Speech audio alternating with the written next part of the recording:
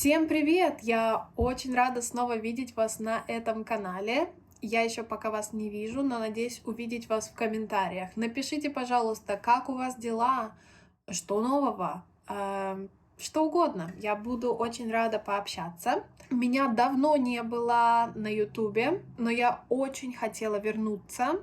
И не только хотела, я все время, весь этот год, даже пока меня не было, работала над тем, чтобы вернуться на YouTube. Я писала сценарии, видео, писала новые идеи, снимала контент, но, к сожалению, совсем не было времени и других возможностей, чтобы что-то выпустить. Я думаю, последний раз мы с вами виделись в июле 2023 года, и мне было особенно важно вернуться на канал до Нового года, чтобы мы с вами увиделись еще в 2023. И вот и я. Сегодняшнее видео я решила сделать в формате такого влога, подкаста.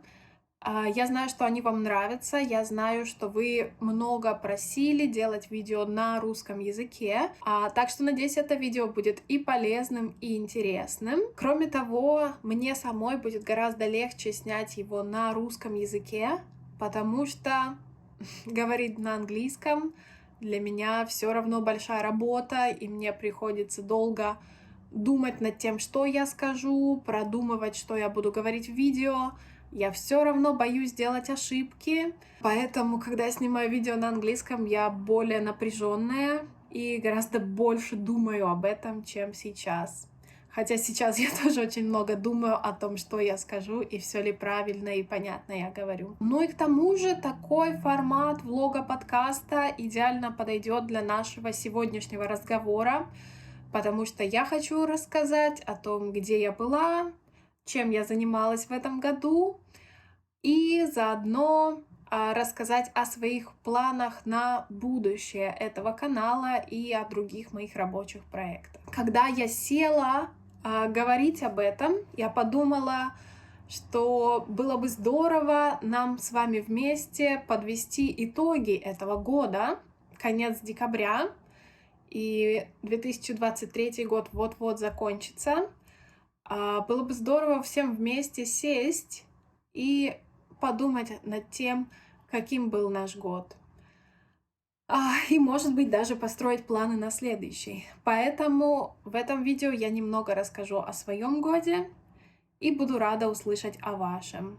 И, между прочим, совсем скоро выйдет второе видео, в котором я подготовила для вас вопросы на русском языке, вопросы о вашем годе, с помощью которого вы сможете как раз порефлексировать и вспомнить, освежить все ваши знания о русском языке. Я довольна своим 2023 годом. В этом году я много радовалась. В этом году я много испытывала надежду на светлое, прекрасное будущее. И не только надежду, просто в моменте я много испытывала радость и благодарность за те вещи, которые со мной происходят, и те вещи, которые у меня есть. Да, сейчас непросто, и это был непростой год для меня, это был сложный год для меня. Но я видела очень много красоты, я путешествовала, я знала, что у меня есть мои любимые, близкие люди, даже если они не всегда живут со мной в одном городе, они могут жить в другой стране, на другом континенте, но все равно я знала, что они у меня есть. В этом году я наконец-то снова увидела свою семью, была рада снова увидеть многих своих друзей, была рада исполнить разные свои мечты, была рада путешествовать, была рада видеть красоту, была рада просто чувствовать себя счастливой в простых, настоящих моментах. Может быть, вы знаете, что последние 2 года я жила в Турции, и хотя Турция — это одна из моих самых любимых стран, она невероятно красивая, невероятно разнообразная, и, как я уже сказала, я обожаю по ней путешествовать, потому что в Турции всегда можно поехать в какое-то новое место и всегда увидеть для себя что-то новое, что-то удивительное. Страна очень большая и очень разнообразная. Если вы никогда не были в Турции, пожалуйста, приезжайте. Турция — это не только Стамбул, не только Средиземное море. В Турции есть практически все. Жить в Турции для меня было очень приятно, очень радостно, но все-таки это эмиграция. Я была в эмиграции, а эмиграция — это всегда сложно. Для любого человека, какие бы ни были его условия, я понимаю, что мои условия иммиграции были далеко не самыми сложными, и мне во многом повезло. Тем не менее, как я говорю, любому эмигранту приходится сталкиваться с проблемами, со сложностями. Наверное, главная проблема для любого иммигранта — это чувство, что ты не дома. Несмотря на то, как сильно я люблю Турцию, несмотря на то, как много вещей мне там нравится, все равно я понимаю, что я чувствую, что это не мой дом. Многое непривычно, многое непонятно, многое сложно. Иногда это какие-то простые вещи, как то, что в магазине нельзя купить каких-то продуктов, которые есть у тебя дома. Иногда это более сложные экзистенциальные вещи. Но сложности есть всегда. В этом году очень много сложностей мне доставили проблемы с документами.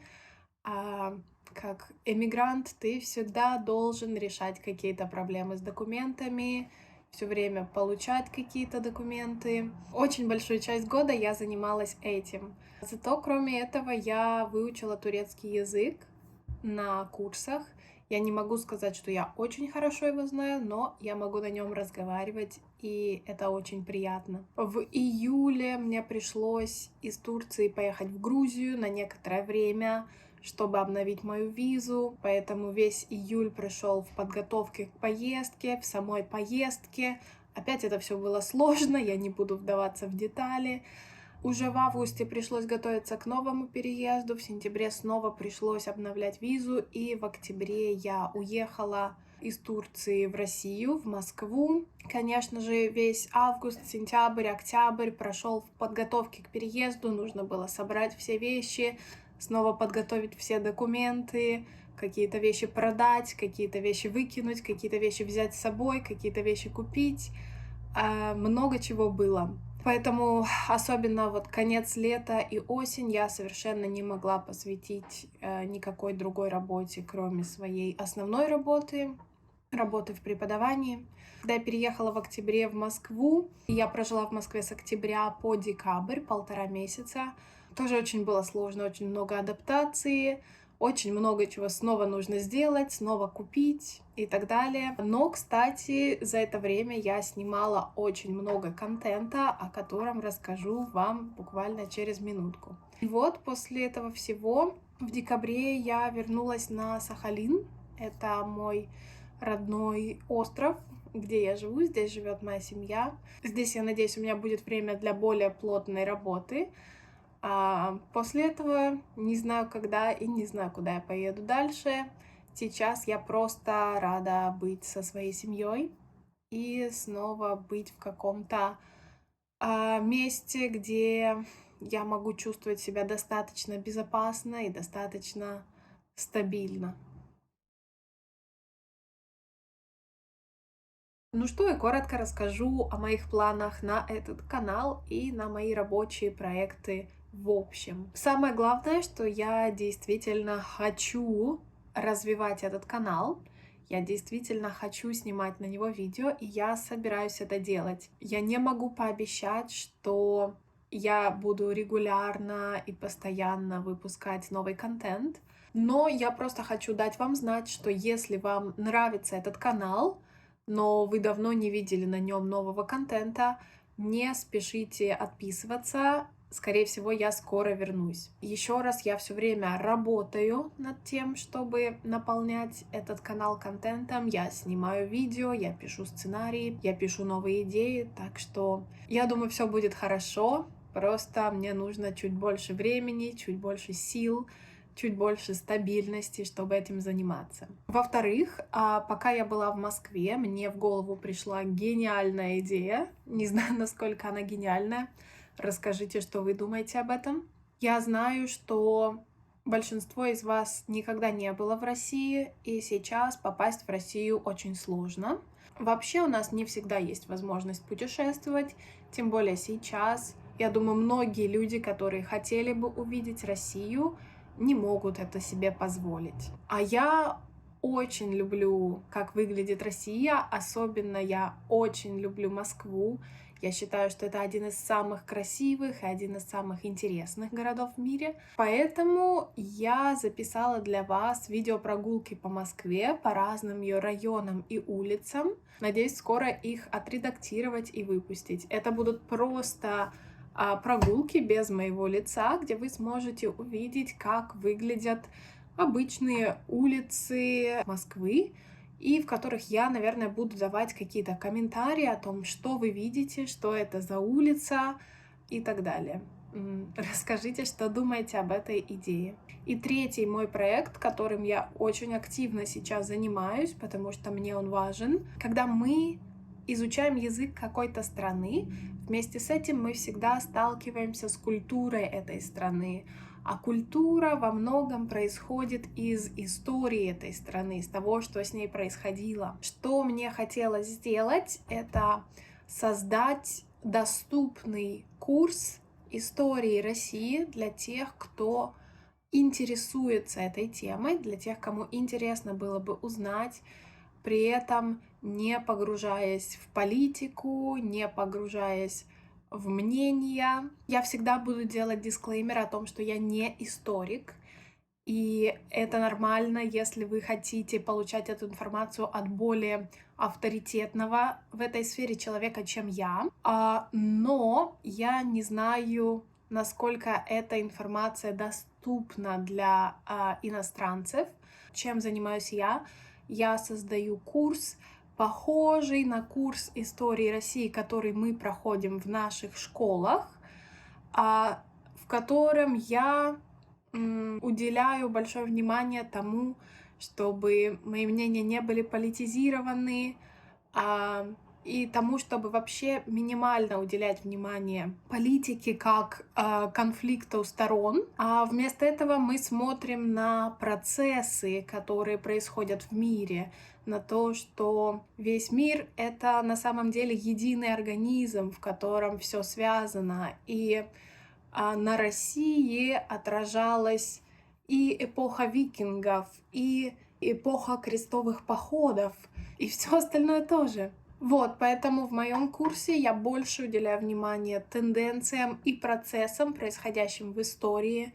Я всегда считаю, что культура и история не принадлежат какой-то одной стране, они принадлежат всему миру, всему человечеству, и мы все имеем право на то, чтобы их знать и ими интересоваться. Главное при этом быть добрыми друг к другу и иметь правильные ценности. Я думаю, вот так. Дайте знать, если такой курс был бы интересен для вас. Может быть, у вас есть какие-то вопросы или пожелания по нему. Пока что он находится только в разработке, и пока что он создан на русском языке. Я еще не знаю, выпущу ли я его на русском или на английском языке, потому что сейчас я делаю курс на русском языке, ориентированный на человека, который изучает русский язык, но уже достаточно хорошо его знает. И пробую этот курс на моем студенте, у которого все отлично получается и которым я очень горжусь. Ну что, пока на этом все. Расскажите, как прошел ваш год, что интересного случилось, что необычного случилось. Может быть, вы научились чему-то новому, может быть, вы переехали, что угодно. Расскажите, просто поделитесь, чем вы считаете нужным и хотите поделиться. И я увижу вас очень скоро в следующем видео.